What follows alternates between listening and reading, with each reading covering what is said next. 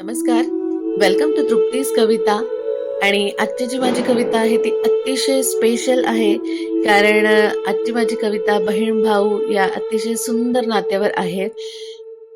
तर नेहमीप्रमाणेच तुम्ही माझी कविता पूर्ण बघा आणि मला कमेंट करून नक्की कळवा की तुम्हाला कविता कशी वाटली ते. बहीण भावाचं नातं हे खरंच खूप वेगळं असतं. बहीण भावाचं नातं हे खरंच खूप वेगळं असतं.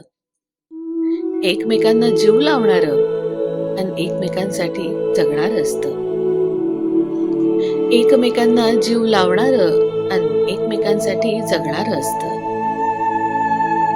एकमेकांवरचं प्रेम त्यांना कधी बोलून दाखवायचं नसतं.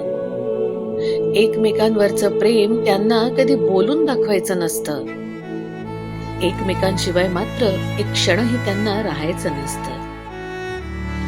एकमेकांशिवाय मात्र एक क्षणही त्यांना राहायचं नसतं. बहीण भावाचं हे नातं साखरेपेक्षाही गोड असतं. बहीण भावाचं हे नातं साखरेपेक्षाही गोड असतं.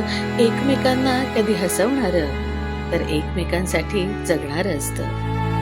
एकमेकांना कधी हसवणारं तर एकमेकांसाठी जगणारं असतं. बहीण भावाचं हे नातं खरंच खूप गोड असतं. बहीण भावाचं हे नातं खरंच खूप गोड असतं.